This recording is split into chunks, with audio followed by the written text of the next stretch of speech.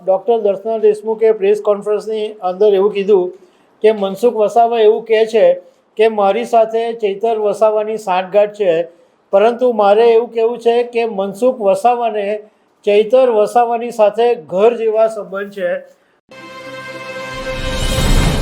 દક્ષિણ ગુજરાતની અંદર ભરૂચ અને નર્મદા જિલ્લો એવો છે કે જ્યાં હંમેશા કોઈક ને કોઈક બાબતે રાજકારણનો ધમધમાટ ચાલુ જ હોય છે।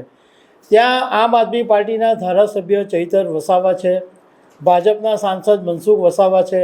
એટલે ચૈતર વસાવાનો મુદ્દો હોય કે મનસુખ વસાવાનો મુદ્દો હોય, રાજકીય ઘમાસાણ ત્યાં ચાલતું જ રહેતું હોય છે। પરંતુ હમણાં ભાજપમાં આંતરિક વિખવાદ સામે આવ્યો છે।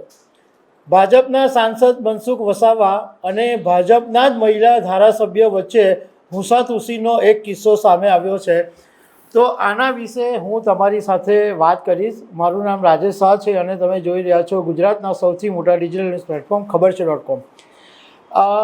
ભરૂચ અને નર્મદા જિલ્લો એ મોટે ભાગે આદિવાસી વિસ્તારનો જિલ્લો છે અને આમ આદમી પાર્ટીના ચૈતર વસાવાનો કંઈક ને કંઈક મુદ્દો એવો હોય જ છે કે જેને કારણે હંમેશા આ વિસ્તાર ચર્ચામાં રહે અને રાજકારણ ગરમ રહે।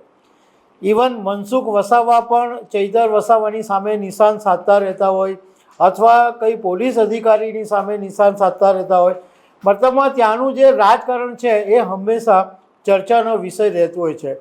પરંતુ તાજેતરની અંદર એવું બન્યું કે ભાજપના 7 વખતના સાંસદ મનસુખ વસાવાએ એક પ્રેસ કોન્ફરન્સ કરી અને એ પ્રેસ કોન્ફરન્સની અંદર એક નનામી પત્ર જે આવેલો હતો એના વિશે એમણે વાત કરી।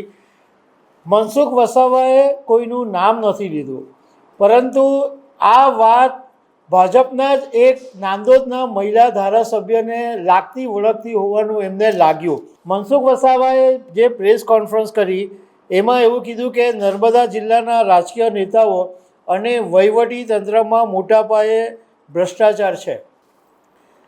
એ પછી ભાજપના મહિલા ધારાસભ્ય નાંદોદના ડૉક્ટર દર્શના દેશમુખે પણ એક પ્રેસ કોન્ફરન્સ કરી અને એમણે કીધું કે હવે મારાથી મૌન રહી શકાય તેમ નથી, કારણ કે મનસુખ વસાવા અનેક વખત એવા આરોપો લગાવી ચૂક્યા છે ભ્રષ્ટાચારના।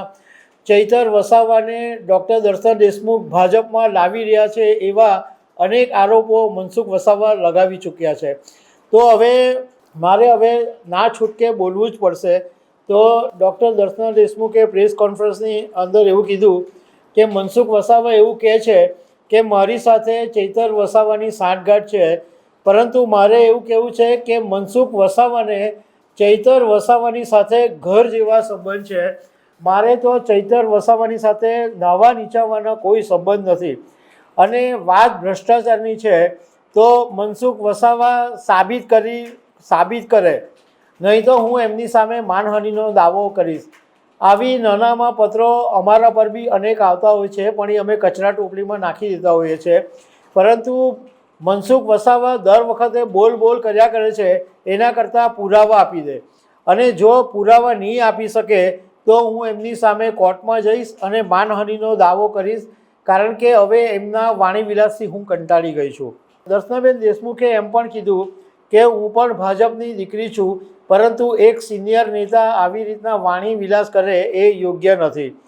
સાથે એક વાતની પણ એમણે ચોખવટ કરી કે મનસુખ વસાવાની સામે ડૉક્ટર દર્શના દેશમુખ ધરણા પર બેસવાના હતા, પરંતુ એમને પ્રદેશ પ્રમુખ તરફથી સૂચના મળી કે આ ધરણા કરવાના નથી, એટલે એ ધરણાનો કાર્યક્રમ એમણે રદ કર્યો છે।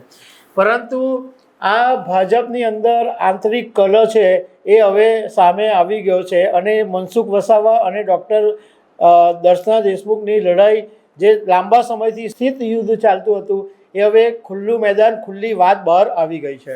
તો દર્શક મિત્રો, આવી અનેક વાતો સાથે અમે તમને મળતા રહીશું। Thank you very much.